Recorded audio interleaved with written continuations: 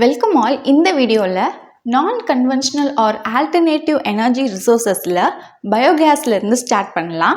Already solar எனர்ஜியை பற்றி பார்த்தாச்சு. ஸோ பயோகேஸ்லேருந்து இந்த வீடியோவில் பார்க்கலாம். பயோகேஸ் அப்படிங்கிறது என்ன? பயோகேஸ் அப்படின்னாலே அது ஒரு கேஸ் அப்படின்னு தெரியுது. And this biogas is a renewable energy source. அதாவது அந்த எனர்ஜி சோர்ஸை நம்ம திரும்ப திரும்ப ரெனியூ பண்ணி நம்மளால் யூஸ் பண்ணிக்க முடியும். அதுதான் ரெனியூவபிள் எனர்ஜி சோர்ஸ் அப்படிங்கிறது. இந்த எனர்ஜி சோர்ஸ் தீர்ந்தே போகாது. அண்ட் இந்த பயோகேஸ் அப்படிங்கிறது நேச்சுரலாக அக்கர் ஆகக்கூடிய ஒரு கேஸ். இந்த பயோகேஸ் நம்ம எப்படி ப்ரொடியூஸ் பண்ணுறது அப்படின்னா, it can be produced from a raw materials. என்னென்ன raw materials? Agricultural waste, manure, municipal waste, plant material, sewage, green waste, water waste and food waste. அதாவது இந்த மாதிரியான ஆர்கானிக் வேஸ்ட் மெட்டீரியல்ஸ், இந்த ஆர்கானிக் மேட்டரில் இருந்து தான் இந்த பயோகேஸை ப்ரொடியூஸ் பண்ணுறாங்க. ஸோ ஃபஸ்ட் அதுக்கு என்ன பண்ணணும்னா, இந்த ஆர்கானிக் மேட்டரை எடுத்துக்கிட்டு இதை நம்ம ஒரு பயோரியாக்டர்லேயோ இல்லைனா ஆனரோபிக் டைஜஸ்டர்லேயோ ஆர் அதர்வைஸ் பயோடைஜஸ்டர்லேயோ இன்சைடில் உள்ளே போட்டுக்கணும். போட்டுட்டு இந்த ரியாக்டரில் போட்டதுக்கப்புறமா ஆனரோபிக் டைஜஷன் நடக்கும். Anaerobic digestion அப்படின்னா anaerobic, that means in the absence of oxygen, காற்றே இருக்காது. அந்த மாதிரியான டீகம்போசிஷன் இந்த ஆர்கானிக் மேட்டரில் நடக்குது. அண்ட் இந்த ஆர்கானிக் மேட்டரை பிரேக் டவுன் பண்ணுறதுக்காண்டி anaerobic organism is used.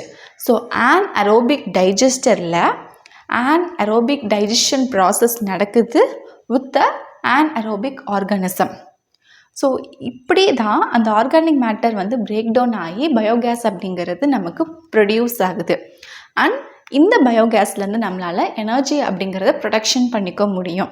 Like electricity or thermal energy, இந்த மாதிரியான எனர்ஜி ப்ரொடக்ஷனை நம்மளால் ப்ரொடியூஸ் பண்ணிக்க முடியும். இந்த பிக்சரை பார்த்தீங்கன்னா இதுதான் ஆனரோபிக் டைஜஸ்டர், அதாவது பயோரியாக்டர்.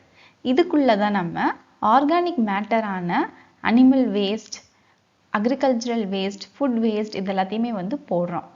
போட்டு அண்ட் இதுக்கு இன்சைடில் தான் ஆனரோபிக் டைஜஷன் நடக்குது பை த ஆனரோபிக் ஆர்கானிசம். நடந்து நமக்கு அந்த ஆர்கானிக் மேட்டர் எல்லாம் பிரேக் டவுன் ஆகி நமக்கு பயோகேஸ் அப்படிங்கிறது ப்ரொடியூஸ் ஆகும்.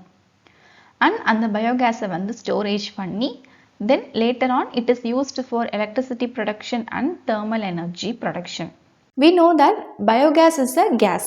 And this biogas has a mixture of gases like methane nearly 75%, hydrogen sulfide, carbon dioxide and hydrogen. So these mixture of gases are present in a biogas, and this biogas is produced by the decomposition of the animal waste, that is cow dung, and plant waste in the absence of oxygen. Already இப்போ நம்ம பார்த்தது தான். And இந்த பயோகேஸோட ப்ரொடக்ஷனில் starting மெட்டீரியலாக cow dung use பண்ணியிருக்காங்க. அதாவது animal வேஸ்டான cow dung use பண்ணியிருக்காங்க. இந்த கவுடங்குக்கு ஹிந்தியில் கோபர் அப்படின்னு சொல்லுவாங்க. ஸோ அதனால் this biogas is commonly called as a gobar gas. Next இந்த பயோகேஸோடைய யூசஸ் பார்க்கலாம். இந்த பயோகேஸை ஃபியூவலாக யூஸ் பண்ணி நம்மளால் குக் பண்ண முடியும். அண்ட் இந்த பயோகேஸை வச்சு we can able to run motors and pump set. And also இந்த பயோகேஸை யூஸ் பண்ணி we can able to generate electricity. Next இந்த பயோகேஸில் என்னென்ன அட்வான்டேஜஸ்லாம் இருக்குன்னு பார்க்கலாம். இந்த பயோகேஸை நம்ம பேர்ன் பண்ணும்போது ஸ்மோக் அப்படிங்கிறது வராது and it will cause a less pollution. And second point, இந்த பயோகேஸை நம்ம யூஸ் பண்ணுறதுனால we can able to get rid of organic waste like bio waste, sewage material. இதெல்லாமே உருவாகாது. இதெல்லாம் நம்ம அவாய்ட் பண்ணிக்க முடியும். Next third point, left over slurry. அதாவது நம்ம பயோரியாக்டரில் ஆர்கானிக் மேட்டர்லாம் போட்டு பயோகேஸை ப்ரொடக்ஷன் பண்ணும்போது அந்த பயோரியாக்டரில் ஸ்லரி அப்படிங்கிறது லெஃப்ட் ஓவர் ஆகும். அந்த ஸ்லரி அப்படிங்கிறது பிளான்ட்ஸுக்கு ஒரு குட் மன்யூராக இருக்குது, நல்ல உரமாக இருக்குது. And this is rich in nitrogen and phosphorus இந்த slurry next fourth point, this biogas is safe and convenient to use. And at லாஸ்ட்டாக இந்த பயோகேஸை யூஸ் பண்ணுறதுனால we can able to reduce the amount of greenhouse gases emitted. பிக்சர்ல பாத்தீங்கன்னா இந்த reactor இருக்கு இல்லையா, இதுதான் வந்து பயோரியாக்டருங்கிறது. இந்த பயோரியாக்டர்ல இன்லெட் வழியா ஆர்கானிக் மேட்டர் வந்து உள்ள வருது. உள்ள வந்து anaerobic digestion நடந்து அண்ட் பயோகேஸ் அப்படிங்கிறது ப்ரொடியூஸ் ஆனது இந்த பைப் வழியா கலெக்ட் ஆகி இங்க பயோகேஸை வந்து ஸ்டோரேஜ் பண்ணி வச்சிருக்காங்க. அண்ட் பயோகேஸ் ப்ரொடியூஸ் ஆனதுக்கு அப்புறமா ரிமைனிங் என்ன லெஃப்ட் ஓவர் ஆயிருக்குன்னா பயோரியாக்டர்ல ஸ்லரி வந்து இருக்கு. இந்த ஸ்லரி தான் வந்து பிளான்ட்ஸுக்கு மன்யூரா வந்து இருக்கு. Because it is rich in nitrogen and phosphorus. இப்போ பயோகேஸ் வந்து ஓவர். நெக்ஸ்ட்டு ஷேல் கேஸ் பற்றி பார்க்கலாம். ஷேல் கேஸ், இதில் ஷேல் அப்படிங்கிறது என்ன? Shale is nothing but a soft finely stratified sedimentary rock. அதாவது செடிமெண்டரி ராக் வந்து லேயர் பை லேயராக வந்து இருக்கிறது தான் we call it as shale. பிக்சரில் பார்க்குறீங்க இல்லையா, இதுதான் வந்து ஸ்ட்ராட்டிஃபைட் செடிமெண்டரி ராக். அதாவது செடிமெண்டரி ராக் லேயர் பை லேயராக இருக்கிறது தான் we call it as a stratified sedimentary rock. இந்த பிக்சரில் இருக்கிறது எல்லாமே வந்து different types of sedimentary rock. Sandstone இருக்கு, லைம்ஸ்டோன் இருக்கு, கோல் இருக்கு. அண்ட் இப்போ நம்ம பார்த்துருக்கக்கூடிய ஷேல் அதுவுமே ஒரு செடிமெண்டரி ராக் தான். அது இந்த கலரில் இந்த ஃபார்மில் தான் வந்து இருக்கு. And gypsum, chalk, these are all types of a sedimentary rock.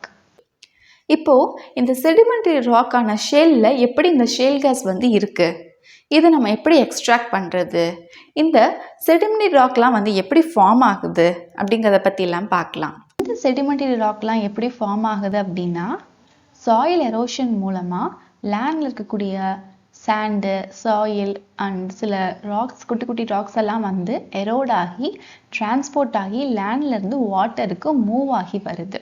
வாட்டருக்கு வந்து அதெல்லாம் வாட்டருக்கு கீழே போய் செட்டில் ஆகிடுது. செட்டில் ஆனதுக்கு அப்புறமா அது ஒரு செடிமெண்டரி லேயராக வந்து ஃபார்ம் ஆகுது ஃபஸ்ட்டு. அந்த லேயருக்கு மேலே அடுத்தடுத்து மோர் செடிமெண்ட்ஸ் அப்படிங்கிறது ஆட் ஆகிட்டே இருக்குது. காரணம் என்ன அப்படின்னா, திரும்ப திரும்ப அந்த எரோஷன்லாம் ஏற்பட்டு அந்த ராக்ஸ் எல்லாம் ஒரு இடத்துல இன்னொரு இடத்துக்கு டிரான்ஸ்போர்ட் ஆகி வரும்போது அப்போ ஒன்றுக்கு மேலே ஒன்று ஒரு செடிமெண்ட்டாக அப்படிங்கிறது ஆட் ஆகிட்டே வரும். ஸோ அதைத்தான் நம்ம டெபாசிஷன்னு சொல்கிறோம்.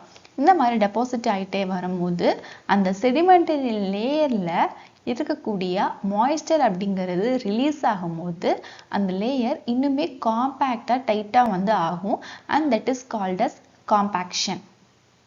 அண்ட் காம்பேக்ஷன் நடந்ததுக்கு அப்புறமா, டைட்னஸ் ஆகினதுக்கு அப்புறமா அங்கே தண்ணியில் இருக்கக்கூடிய அந்த சால்ட் கிறிஸ்டல் இருக்கு இல்லையா, அதெல்லாம் அந்த செடிமெண்டரி ராக் லேயர் காம்பேக்டுக்கு வந்து ஒரு க்ளூ மாதிரி இருந்து இன்னுமே அதை டைட்டாக ஆக்கி விடுது, இன்னுமே மோர் காம்பேக்டாக ஆக்கி விட்டுருது. And that is called as cementation. இந்த பிக்சர்லையுமே எப்படி அந்த செடிமெண்டரி ராக் ஃபார்ம் ஆகிருக்கு அப்படிங்கிறத தான் சொல்கிறாங்க. ஸோ ஃபர்ஸ்ட்டு வெதரிங் நடக்குது.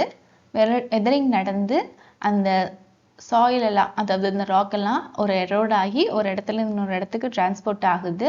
டிரான்ஸ்போர்ட் ஆகும்போது அந்த வாட்டரில் அந்த ராக் வந்து டெபாசிட் ஆகிடுது. அந்த வாட்டரை ரீச் பண்ணதுக்கு அப்புறமா தென் அந்த இடத்துல டெபாசிட் ஆகி ஒரு லேயராக வந்து ஃபார்ம் ஆகும். அடுத்து காம்பேக்ஷன் நடக்குது. காம்பேக்ஷனுக்கு அப்புறமா தென் சிமெண்டேஷன் நடக்குது. தென் அட் லாஸ்ட் ஃபைனல் ப்ராடக்டாக நமக்கு செடிமெண்டரி ராக் வந்து ஃபார்ம் ஆகுது. எர்த் சர்ஃபேஸ்க்கு அண்டரில் சின்ன சின்ன ஓல்ட் ராக்ஸ் எல்லாம் இருக்கும். அதில் மட் அண்ட் மினரல்ஸ் எல்லாம் ப்ரெசென்ட் ஆகி இருக்கு. இந்த ராக்கெல்லாம் என்ன அப்படின்னா குவார்ட்ஸ், குவால்சைட் இதெல்லாம் வந்து ட்ராப் ஆகி இருக்குது எர்த் சர்ஃபேஸ்க்கு அண்டரில்.